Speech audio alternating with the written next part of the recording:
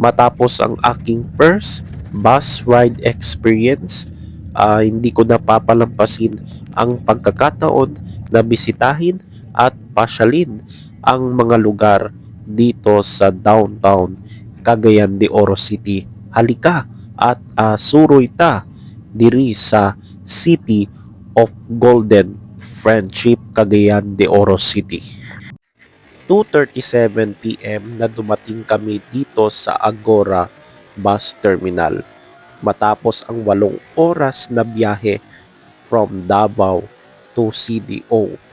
Guys, ito yung Agora Bus Terminal. So, before ka pumasok dyan sa terminal, ay magbayad ka muna ng 5 pesos para sa facility usage fee at meron pa silang free wifi.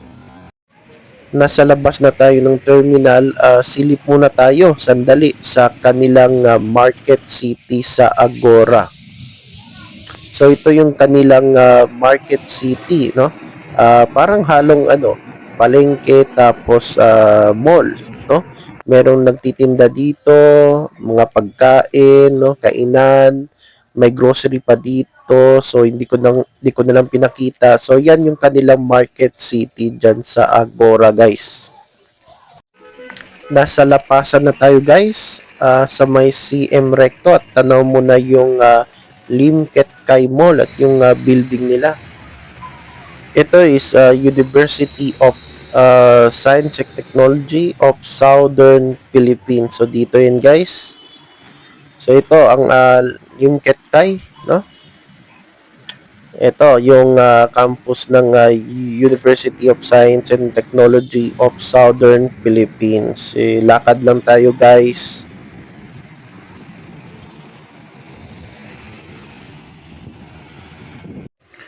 Ito yung kanilang escalator pero hindi magamit, guys. So dito tayo aakyat. So aakyat tayo sa overpass nila. Dito, guys, sunod-sunod yung mga malls dito. Limket Kai, SM, tapos Centrio, tapos tapat niya is Gaisano. Yan, makakapili kayo, guys, no? Kung saan kayo gustong pumasyal at mag-shopping, no? So isa-isahin natin yan, guys. May simbahan dito, guys, sa tapat niya is Centrio. So ito yung Jesus Nazareno Parish, Shrine of the Black Nazarene. Ito, guys, pumasok na ako dito sa Gaisano Mall at silipin natin, no? At ito yung kanilang mall. Tapos after that, tawid tayo sa overpass at puntan din natin yung Centrio Mall. So ito yung guys, Gaisano Mall dito sa CDO. Sakto kasi Sunday at long weekend, maraming pumapasyal dito sa mga malls. Magkatapat lang sila, guys. So Centrio, tapos itong Gaisano.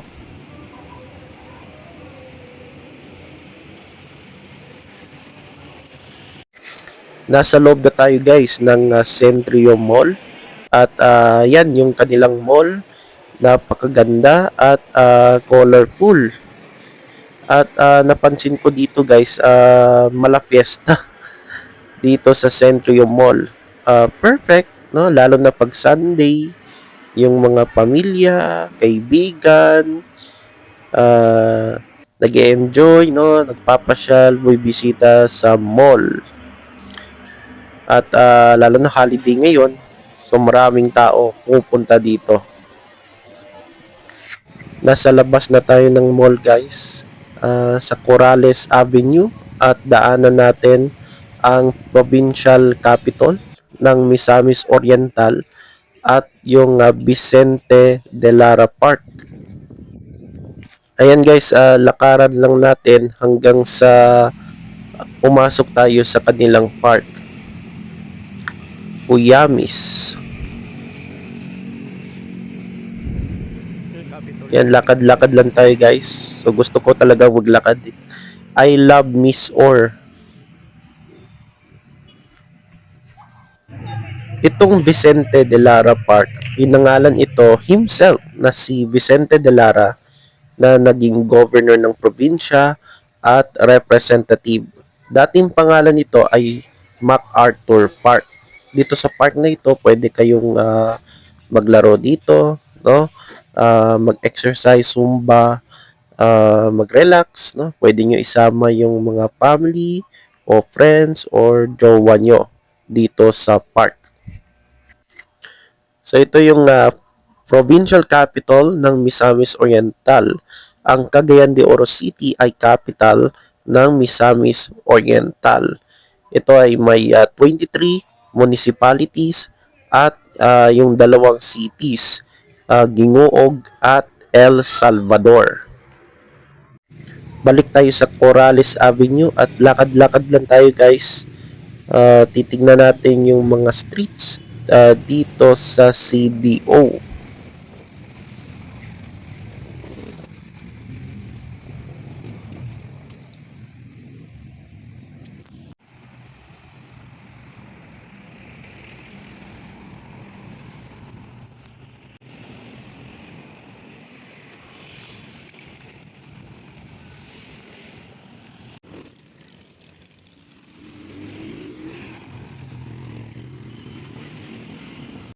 Yakapin Street, dyan nyo makikita ang Cagayan de Oro City Central School at Pelaez Sports Complex.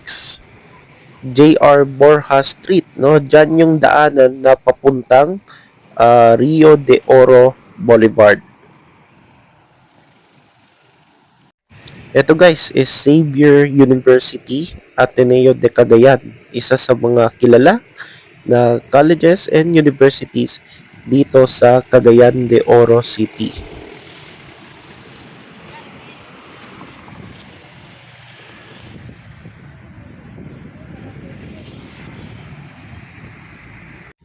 Magsaysay Park, dyan yan sa Tirsonery and Abehuela Street.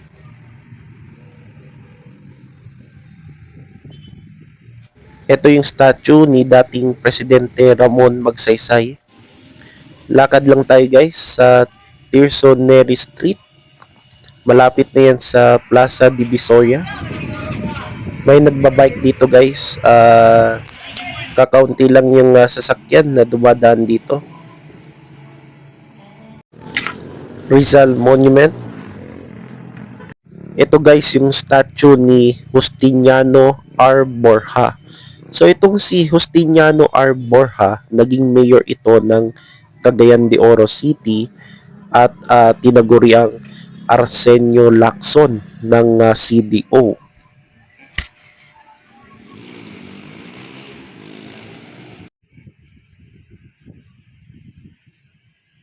Centennial of Freemasonry in Mindanao.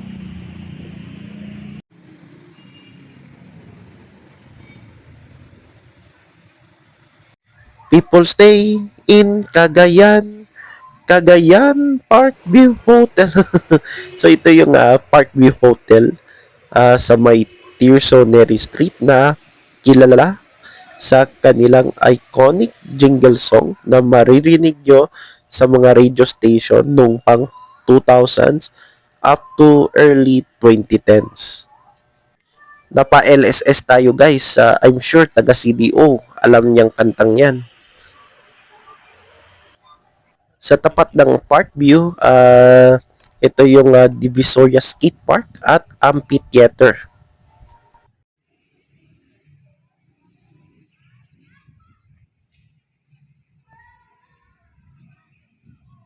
Ito yung kanilang majestic boat.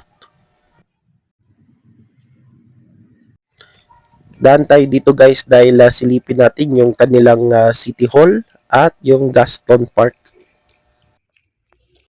Lourdes College,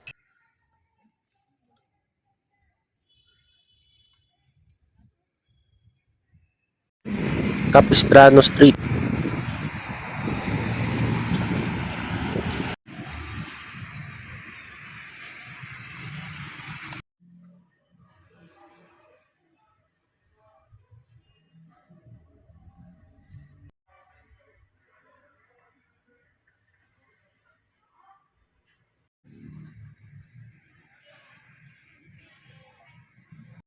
Ito yung old executive building.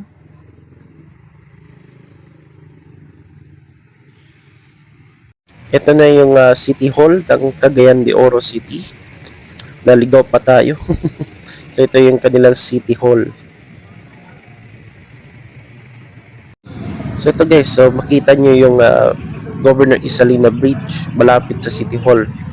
Ito yung simbahan ng St. Augustine Metropolitan Cathedral, oldest church sa Cagayan de Oro, founded in 1624.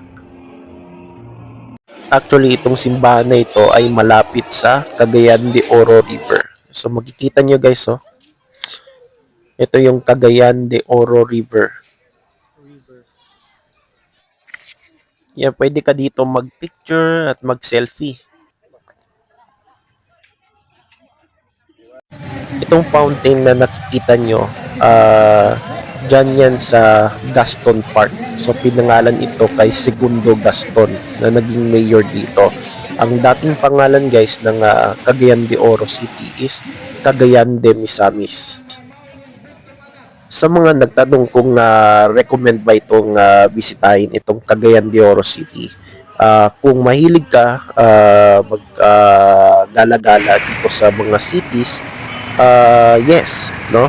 Recommend pa rin itong puntahan at peaceful naman itong lugar na ito at wala ganong kahina-hinala dito sa syudad ng Cagayan de Oro. So peaceful itong city at kung gusto nyo ng resorts and nature parks, meron din sila dito.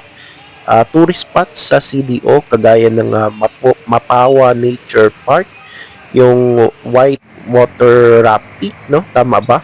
Makahambos Cave at meron din sila dito mga museums, no? At of course, Higala Ridge. So nakapasok na tayo dito sa SM, dito sa CDO. Yan yung SM Mall. Actually, dalawang SM malls dito sa CDO. Yung isa sa Uptown at dito naman sa Downtown. Ayan guys, mga naglalako, nagtitinda ng mga gulay dyan sa street. Dyan ako kumain guys sa ihawan, no?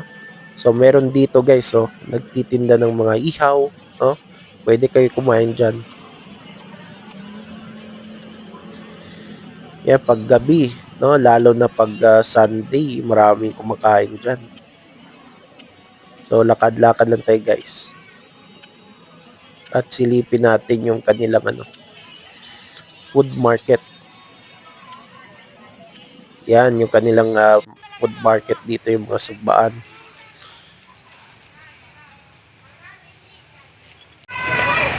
Yan, akyat tayo sa second floor ng Pogon Market. So, inakyat natin kung ano ba yung meron dyan sa taas. Yung mga nagtitinda ng gulay, etc. Yan, dyan. So, meron silang second floor dito sa Pogon Public Market. Yan, isa sa mga mataong lugar, no? At